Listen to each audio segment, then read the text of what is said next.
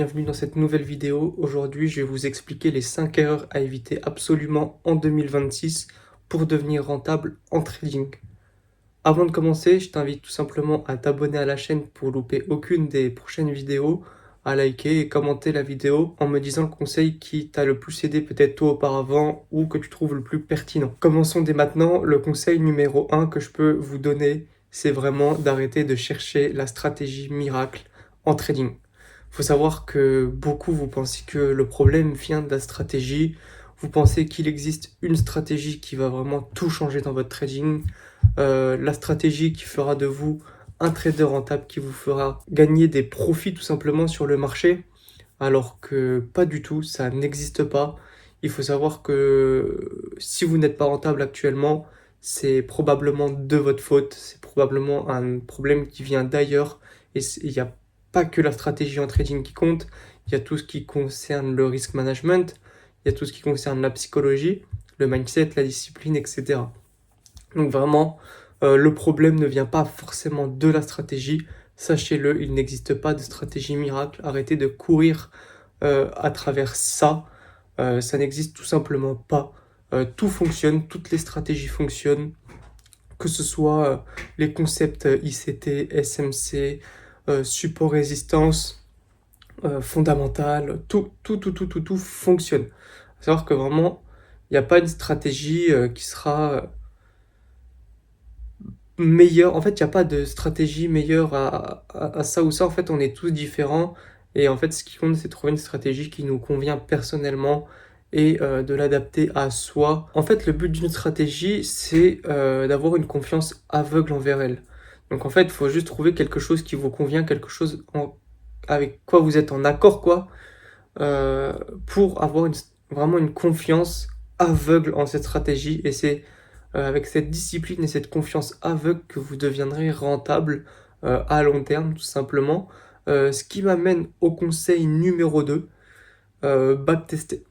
Beaucoup trop. Ne backteste pas. Tout simplement, la majorité des traders, bah, soit ils backtestent pas, soit ils backtestent comment? En fait, ils ont une petite stratégie en tête, ou ils ont vu une petite vidéo YouTube, TikTok, quelque part par là. Ils font quoi? Ils achètent un compte propre firme, ou ils déposent leurs 300, 500, 1000 euros sur un broker, et ils tradent directement. Ils backtestent en réel, en tradant directement en réel. Ce qui derrière amène quoi? Bah, ça amène tout simplement au fait qu'ils vont cramer leur capital, ils vont cramer le compte propre firme. Et bah, c'est totalement inutile. C'est vraiment de la perte de temps de faire ça. Euh, En fait, il faut comprendre que en trading, il y a uniquement environ quoi, 5% des traders qui sont rentables, en enlevant ceux qui sont en BE, etc. Machin. Il y a uniquement 5% des gens qui dégagent des profits. Et vous pensez que vous, avec votre petite idée en tête, votre petite stratégie miracle que vous avez vue sur TikTok ou sur YouTube, peu importe, une vidéo de 10 minutes qui vous apprend à trader, donc une vidéo de 10 minutes qui va vous rendre soi-disant riche, tout simplement, vous allez arriver avec votre 300, 500 euros de dépôt, et vous allez, bah, en fait, vous allez être autant performant qu'une personne qui a backtesté à mort sa stratégie. Parce qu'en fait, faut comprendre que backtester, c'est la clé dans le sens où comment tu veux surpasser comment tu veux surpasser 95% des gens qui ne sont pas rentables en sachant que bah tu fais rien, genre tu n'as pas testé ta stratégie, tu ne la maîtrises absolument pas, tu ne l'as jamais optimisée, tu n'as jamais en fait tu n'as pas assez pratiqué la stratégie pour que dès que tu vois le setup, le voir instantanément et que ce soit évident sous tes yeux, tout simplement. Donc pas d'optimisation, pas d'amélioration, t'as même pas une année complète de backtest sur ta stratégie. Tu l'as jamais analysé, jamais exercé, et tu crois que tu vas arriver, et par je ne sais quel miracle, ça y est, tu vas être rentable. Non, tu peux potentiellement faire peut-être dans tes 5 premiers trades prendre un TP, mais à long terme, les gars, faut regarder le long terme. Et en fait, au final, tu vas juste cramer ton compte comme tout le monde. J'en ai plein en DM hein, qui me demandent, ouais, quel broker tu me conseilles pour aller déposer de l'argent? J'ai une stratégie.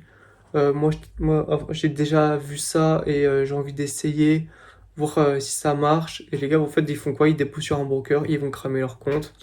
J'ai beau prévenir, hein, moi, je ne Je préviens à chaque fois, je dis tu vas cramer ton compte, c'est pas comme ça que ça fonctionne, etc. Mais en fait, je pense qu'il faut que vous fassiez l'erreur, faites l'erreur, cramez de l'argent. Et voilà, de toute façon, je sais que la majorité qui m'ont demandé ça, bah, s'en ont fait qu'à leur tête et ont cramé leur capital. Mais faut comprendre que le trading, c'est pas. En fait, il y en a, ils pensent qu'ils font du trading comme ça, genre, ils sont là, ils sont en dèche, ça commence à être chaud, ils commencent à en avoir marre de leur taf, ils se disent, ah putain, faut que je trouve un business. Ils tombent sur le trading et ça va être la solution miracle, ils vont arriver, ils vont faire de l'argent, alors que ça fonctionne pas du tout comme ça.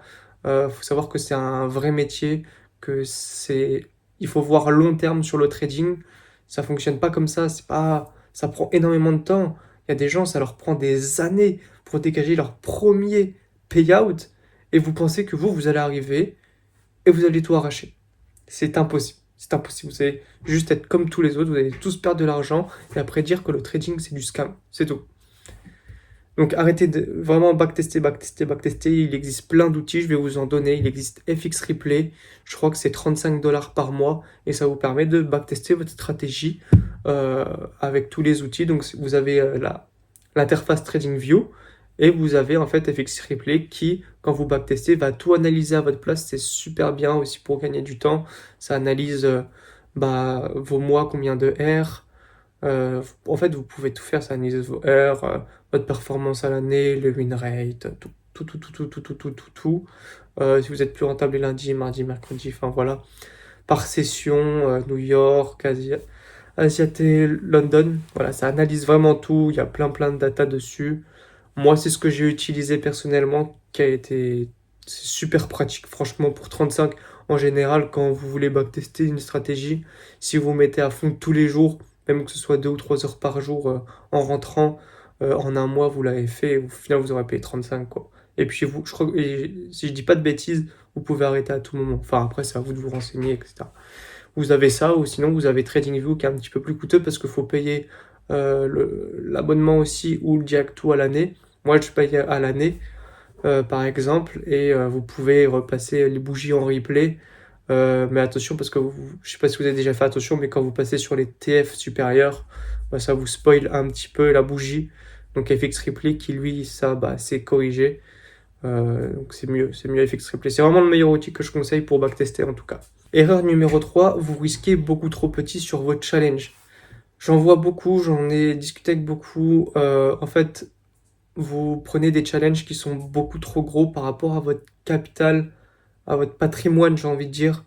Et par exemple, vous avez, je sais pas, 2000 € de côté et vous achetez un compte 100K chez FTMO en pensant que ce compte 100K va changer votre vie une fois qu'il sera validé.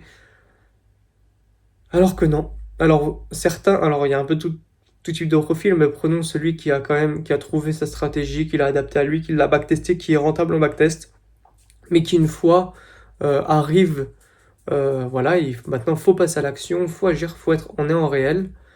Il prend son compte propre fier, mais le premier c'est un gros compte, en pensant que ce gros compte, euh, eh ben, changera vraiment toute sa vie en se disant ah ouais bah après je pourrais quitter mon taf une fois que j'aurai validé etc. À savoir qu'une fois que vous validerez votre premier 100K 200K ça ne changera pas votre vie. Enfin vous pouvez très bien en fait le plus dur c'est pas de les valider les comptes propres firmes, c'est de les garder à long terme. C'est pas de le valider c'est le plus facile. Alors oui ça peut être long mais c'est le plus facile. Le plus dur c'est de garder à long terme ses propres firmes. Alors revenons-en, vous risquez trop petit sur les propres firmes parce que bah, justement, vous risquez beaucoup trop de votre patrimoine, de ce que vous avez de côté, c'est 500 dollars un compte 100K. Quand vous avez de cas de côté, bah, effectivement, vous avez peur de le cramer. Surtout si le premier trade, malheureusement, bah, ce sera un SL, vous allez commencer à paniquer et vous allez trop rapidement diviser vos risques et ou vous commencez déjà à 0,5% de risque sur du challenge. Les gars, sur du challenge, vous ne gagnez pas d'argent, c'est de la perte de temps. Enfin, de la perte de temps de rester, genre, il y en a, il reste 6 mois, 1 an, j'en ai vu, il reste 1 an sur un challenge, les gars. Alors, c'est super, hein, le money management est maîtrisé, entre guillemets, dans le sens où, bah, si c'était financé, c'est cool, au moins, vous cramez pas tout le compte, c'est super. Mais les gars, vous n'êtes, enfin, vous faites pas d'argent. Vous faites pas d'argent en risquant 0,5% et en restant 6 mois, 1 an sur du challenge. Le challenge, vous ne gagnez pas d'argent. Retenez bien ça. Alors, c'est 1000 fois plus logique et intelligent de faire comment? D'acheter des comptes 5K, d'acheter des comptes 10K et de risquer 2% dessus. Et là, vous dégagerez vos premiers profits. Alors oui, il y a peut-être plus de risque de le cramer, mais au moins, vous perdez pas votre temps sur le chaîne. Et c'est des comptes 5K, 10K. Un compte 5K, c'est 30 $. 30 $. On parle en dollars. Ça fait une vingtaine d'euros. Si vous le cramez, ce n'est pas grave. Et ça vous permet de vous exercer, de valider vos premiers comptes propres firmes, de prendre confiance en votre stratégie, de dégager vos premiers profits. Vaut mieux prendre des comptes 5K, 10K, risquer 2% dessus, les valider en un mois et demi, en fonction, il y en a ça va être en une semaine, 2 semaines, peu importe. Dégager vos premiers profits, que acheter un compte 100K. Se dire ce compte 100K, il va changer ma vie. Oui, le 5K ne changera pas votre vie, bien évidemment. Le 100K non plus, sachez-le. Qu'avoir un 100K et risquer 0,5% ou 0,25 dessus. Il y en a, ils risquent 0,10. Enfin, what the fuck, sur du challenge. Enfin, et rester sur un an à pas faire un sou. Donc le mec qui aura pris un 5K, il fera plus de sous que vous avec un 100K parce que vous avez trop peur de le perdre. Enfin voilà, ça c'est vraiment une erreur que je vois assez souvent en trading, que vraiment de risquer trop petit sur les propres firmes en challenge. Vraiment, prenez du 5K. En fait, c'est plus évident de prendre du 5K à 2%, vous les validez, premier payout, et après, hop, avec les payouts du 5K, qui est des 5K que vous aurez validés, et ben déjà, vous aurez beaucoup plus confiance en vous, en votre stratégie, en votre plan, etc. Par rapport à ça. Et en plus, vous pourrez réinvestir ces payouts dans des comptes 50K. Après, une fois, vous faites pareil avec les 5, même avec des 25K, des 50K. En fait, vos revenus vont augmenter petit à petit avec le temps, mais c'est comme ça qu'on scale et c'est pas en prenant des 100K, 200K en pensant que c'est ça qui va changer votre vie. Alors que pas du tout, vous avez juste paniqué parce que la majorité, vous n'avez pas une très bonne psychologie et vous faites n'importe quoi. Donc vraiment, faites comme ça, c'est beaucoup mieux, ça vous permet de vous exercer. Et c'est normal au début de ne pas avoir une bonne psychologie en trading, des erreurs. Vous ne pouvez pas en faire zéro. Vous ne pouvez pas faire zéro erreur. Enfin, l'erreur numéro 4, traque tout ce que tu fais en trading et dans ta vie. C'est super important, que ce soit d'avoir un journal de trading. Beaucoup trop d'entre vous, vous n'avez pas de journal de trading. Je ne comprends même pas que ce n'est pas logique pour vous. Ça devrait être évident, je ne sais même pas où vous... Bon, en fait, les gens là, ils ont même pas de data, j'ai envie de dire. Enfin, je comprends pas comment vous ne pouvez pas avoir vous avez pas de data sur votre trading.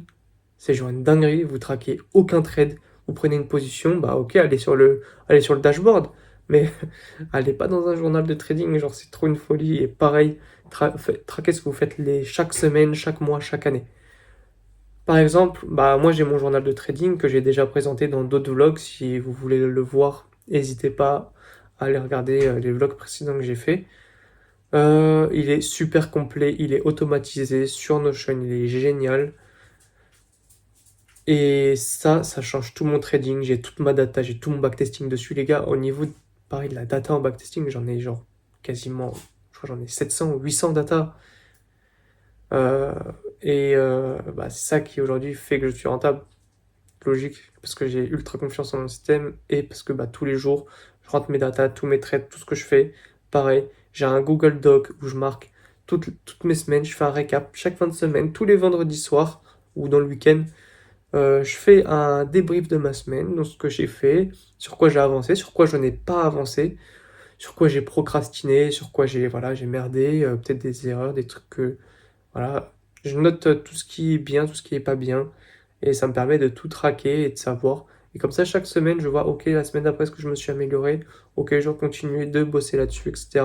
Et ça vous permet de tout le temps d'évoluer de semaine en semaine, en semaine, en semaine, en semaine. C'est super important. C'est vraiment super important. Je pense que c'est l'une des choses vraiment les plus primordiales en trading. Genre, c'est abusé. Même ça vous permet en fait, bah, quand vous allez overtrade, quand vous allez FOMO, faire de la merde, bah ça va faire tache sur votre journal, ça va faire moche, vous n'allez pas avoir envie de l'écrire. Et c'est ça le plus important dans le journal de trading, c'est ces choses-là qu'il faut écrire. Ok, la veille, tu as décidé d'envoyer 50 trades, bah tant pis pour toi, tu vas prendre... C'est comme un petit coup de pied au cul, bah, tu vas prendre ton PC, ton journal, tu vas écrire tes 50 trades, tu vas tous les mettre un par un, ça va te ça va te saouler. Ça va te saouler. Tu vas voir, ça va faire dégueulasse dans ton journal. Et tu le feras plus jamais. Tu le feras plus. Sauf que si toi, dans ton journal, tu commences à vouloir pas écrire bah, les merdes que tu fais, bah forcément, bah en fait, fais pas de journal, ça sert à rien. Je vais te dire, perte de temps, tu vois. Si c'est pour faire un journal, pour tout traquer, au final, bah tu notes pas tout parce que, voilà, ton ego ou... voilà, parce que c'est sûr, ça fait jamais plaisir d'écrire la merde qu'on fait, hein, ça c'est évident, et je peux l'entendre, mais t'évolueras pas. Ça c'est clair, t'évolueras pas. Erreur numéro 5. Pour ton année 2026, s'il te plaît, arrête de te mentir. Arrête de croire que ça va te tomber dans les mains. Arrête de croire que bah, le trading c'est simple. Arrête de croire que bah en fait, faut que tu saches que pendant que tu fais rien, il y a un mec qui fait. C'est tout. Pendant que tu fais rien, il y a un mec qui avance. Donc qui est en train de te doubler, qui va prendre ta place. Les places, elles sont pas illimitées. Tu te doutes bien en trading. C'est pas illimité. Tout le monde ne peut pas être rentable. Tu t'en doutes bien. Il n'y a pas 100% de taux de mec qui est sur son trading et qui a réussi. Bien au contraire, en trading, c'est bien là où il y a le plus de taux d'échec. Donc comment tu veux surpasser ces gens-là alors qu'en faisant rien, en faisant tout le temps le strict minimum, en pas trop jamais faire de sacrifices, prendre zéro risque, peur de perdre de l'argent, peur de d'échouer, peur du regard des autres ou quoi que ce soit, peur de te lancer même peut-être pour ceux qui hésitent encore. C'est genre une folie. C'est genre une folie. Genre tu peux pas rentrer chez toi te dire et là tu dois faire quelque chose et tu vas te dire ah ouais non je vais aller sur la play ou je vais aller dormir au lieu de faire cette chose. Genre bah c'est logique que t'es pas là où t'en es aujourd'hui.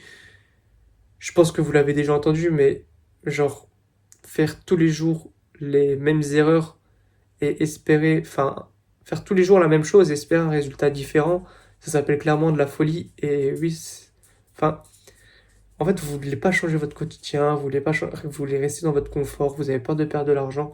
Pareil, il y en a, investir dans de la connaissance, dans une formation, etc., machin, bah, genre, vous avez trop peur. Vous avez trop peur ou genre ça vous fait trop mal d'investir dans de la connaissance, alors que c'est la chose la plus primordiale.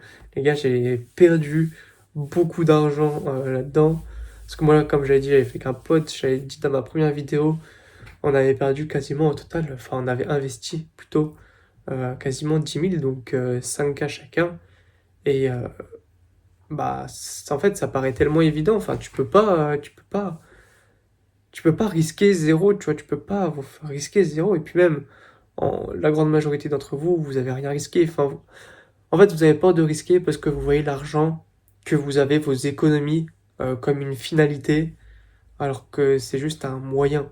Enfin, les gars, c'est pas une finalité, sinon, bah, vous chercherez pas à vous lancer en trading, à changer, à vouloir step up. Enfin, voilà, c'est pas une finalité ce que vous avez, c'est pas ça qui va changer votre vie. Demain, vous avez 50 000 euros, c'est pas ça qui va changer votre vie. Voilà, on est d'accord. Le but, c'est de créer un business, avoir des compétences pour générer de l'argent tous les mois, enfin, de manière récurrente, tout simplement. Donc voilà, ça c'était les 5 erreurs pour moi primordiales à éviter, à ne pas faire pour l'année 2026 et qui pour moi changera radicalement ton trading. Elles sont toutes à ne pas prendre à la légère. Vraiment appliquer ces conseils et vous verrez qu'en trading, bah ok, ça demande du travail, mais ça en vaut largement la peine.